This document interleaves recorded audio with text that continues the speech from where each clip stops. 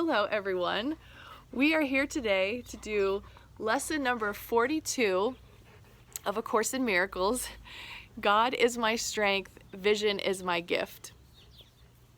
The idea for today combines two very powerful thoughts, both of major importance. It also sets forth a cause and effect relationship that explains why you cannot fail in your efforts to achieve the goal of this course. Yeah! You will see, because it is the will of God, it is His strength, not your own, that gives you power. And it is His gift, rather than your own, that offers vision to you. God is indeed your strength, and what He gives you is truly given.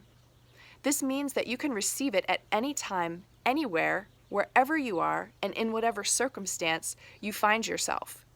Your passage through time and space is not at random. You cannot but be in the right place at the right time. Such is the strength of God, such are His gifts.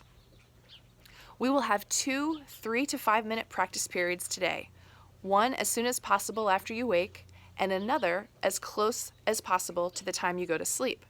It is better, however, to wait until you can sit quietly and be by yourself at a time when you feel ready than it is to be concerned with the time and such. Basically what Jesus is saying is get it in when you can get it in, okay?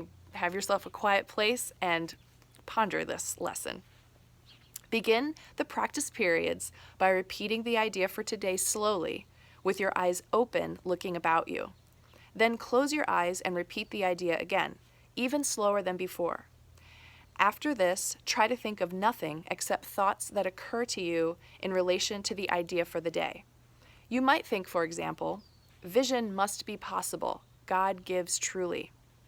Or, God's gifts to me must be mine because He gave them to me.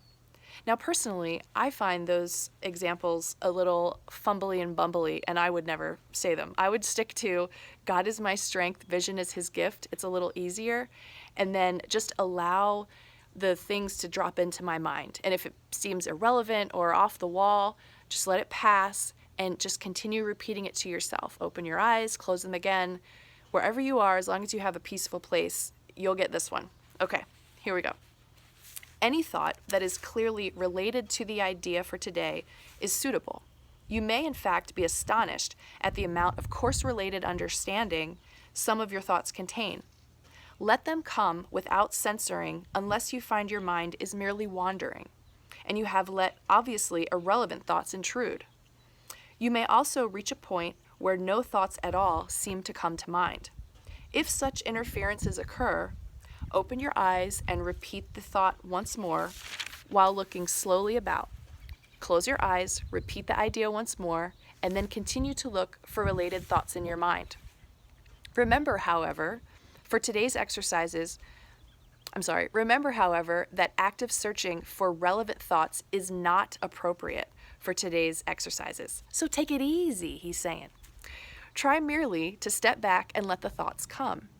If you find this difficult, it is better to spend the practice period alternating between slow repetitions of the idea with eyes open, then with eyes closed, than it is to strain to find suitable thoughts.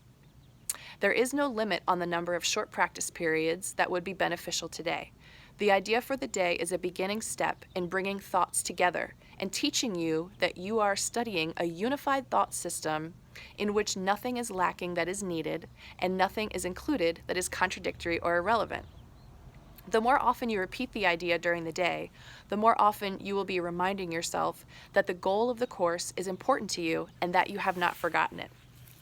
So I love this lesson because when you think of the words in our material world, strength and gift, I think a lot of things come to mind that are more related to our bodies and to the idea of receiving gifts or giving gifts, and the way that the divine source of everything, God, the creator of the universe, the way that energy operates is a little different than we do. So when we speak of strength, we're definitely not talking about the body, and we're talking more about what is really driving us to be alive every day. Like when you wake up, your source of energy, And then as far as gifts go, that's another one that your mind may play around with definitions of that. But that's the fun in this, is for you to get to see what is produced in your own mind when you hear, God is my strength, vision is his gift. So now let's look at a year of forgiveness, lesson 42.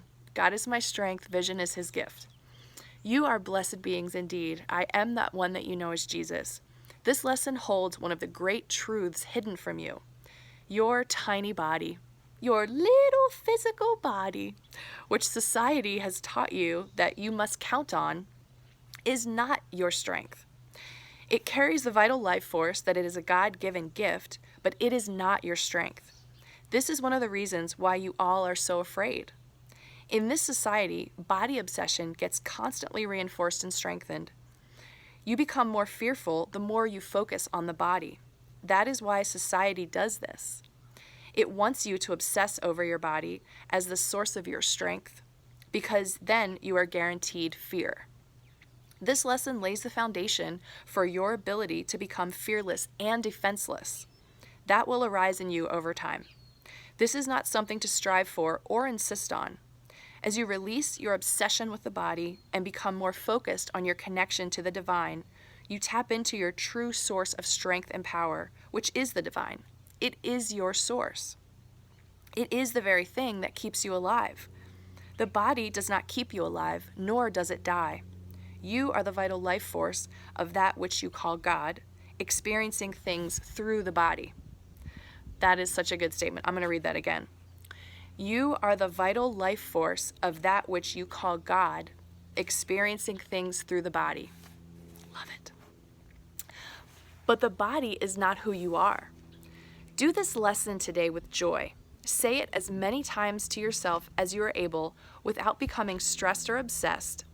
But whenever you think of it, say it. We come to you today with great love. We are here to support you on this journey. We are here to encourage you, even if you forget the lessons, stumble, or have a couple of days where you get so distracted with your life that you feel as if you failed. We are here to tell you it is normal to do these kinds of things. It is normal to make mistakes, but you want to get right back on track and pick up where you left off. Do not worry about always having the current day's lesson as your lesson. If you get behind, just keep on doing the lessons.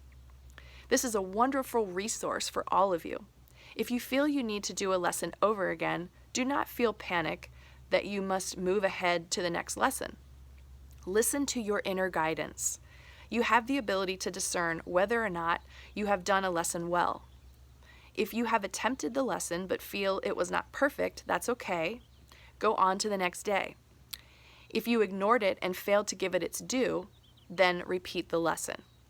But do not stay too long on one lesson. You might feel defeated. The ego will begin to attack you, and you will most likely stop doing the lessons. Don't do that. So there is a fine balance between doing a daily lesson and acknowledging when you have not accomplished the goals that you've set for yourself in the day. Always look to your practice with forgiving eyes. Know that you can start again tomorrow with more discipline and focus, and know that this is normal at this stage of the game. As you go through the years with A Course in Miracles, practicing these lessons, yes, you will continue to use these 365 lessons. Whenever you feel fear, judgment, loneliness, the Course reconnects you to the new habits, commitment, and connection you have to Spirit. So know that in these early days you may stumble, you may fall, you may even fall off the wagon a little bit, but climb back on.